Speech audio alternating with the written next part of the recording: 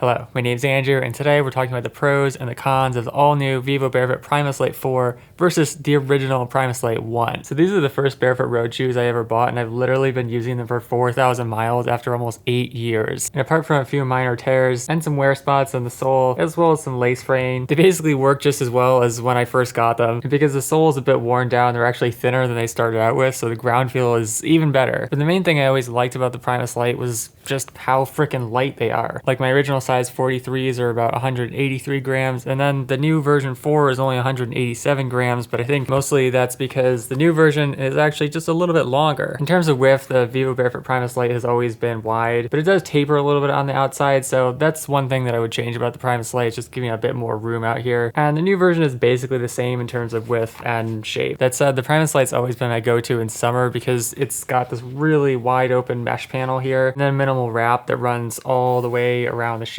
So actually they're waterproof up the sole line and then water resistant up here. But the main difference is that the PRIMUS LITE used to just have this clear tape here, which sometimes had issues with tearing. But now, even though it's still really flexible, you can see the guard now has a ripstop on it to help prevent that from happening. As for the inner foot section, that hasn't really changed. It gives you a good amount of support with some minor perforation and then more breathability on the outside where you need it. But a couple things that have changed in the ankle area is that it used to have more padding here. Now they switched to this lighter material, which honestly works just as well for me because they're both really soft and bendy, so they don't rub on your ankle at all. But I do like the padding panel on the new versions. It just creates a bit better lockdown inside, and the taller heel is just a little bit better at keeping stones out from the back. In terms of the old style laces, I felt that they were a little bit softer, but like I said, they are a little more vulnerable to tearing out, whereas the version 4 laces are definitely more durable, but they are slightly thicker. So especially in the very front, I would recommend doing it a little bit looser, and then you can make it more snug towards the back. In terms of materials, both shoes are vegan synthetic, but the newer version is almost entirely recycled, which is obviously nice for sustainability, but it does have a smell when you first get it out of the box. And as with any synthetic shoe, I wouldn't recommend wearing it barefoot. I think it's always best to have natural material socks like merino wool so that you don't have synthetic materials in contact with your skin. For the sole, the original was actually 3 millimeters, so this is about as thin as you can make a barefoot shoe without having serious problems with durability. But even so, they lasted really well, and part of that is because they've got the grip tread in the middle,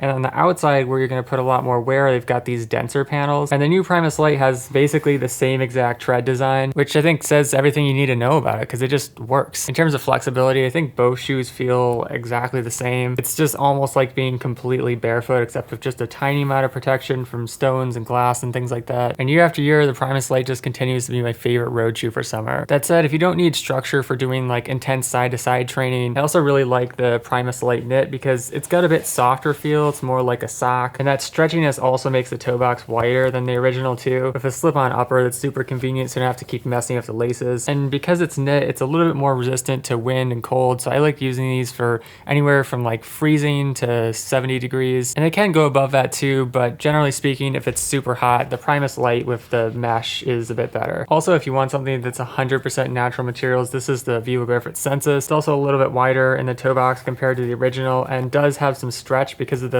thin leather. Has some decent breathability as well because of the slits here, and the sole is stitched all the way around for durability, which is one thing I wish they'd add to the other PRIMUS LITEs. That said, it's all leather inside, super smooth, so these are my favorite to wear barefoot, and they just kind of sound and feel like a baseball glove, especially once you start to wear them in. But yeah, for the sole, it's 3 millimeters, so just as thin as the original PRIMUS LITEs, but even more flexible. Like the ground feel is amazing on this shoe, and it's even more agile than the PRIMUS LITE, although I will say the rubber is a bit softer, so I would stay away from doing a lot of mileage on gravel and mostly do roads and track surfaces. And then finally, because it's closed, it doesn't have as much breathability as like the mesh PRIMUS LITE, so I tend to use the Sensus in moderate or colder weather. Alright, so that's a comparison of the PRIMUS LITE original versus the new 4, but if you'd like to support the channel, you can shop with the referral links down below, browse and filter more products with the shoe finder tool at my website barefootwear.org, or watch my zero drop transition video to learn more about barefooting. Finally, if you have a question about the PRIMUS LITE or about barefoot shoes in general, let me know in the comments. Thanks for watching. Catch you next time. Peace.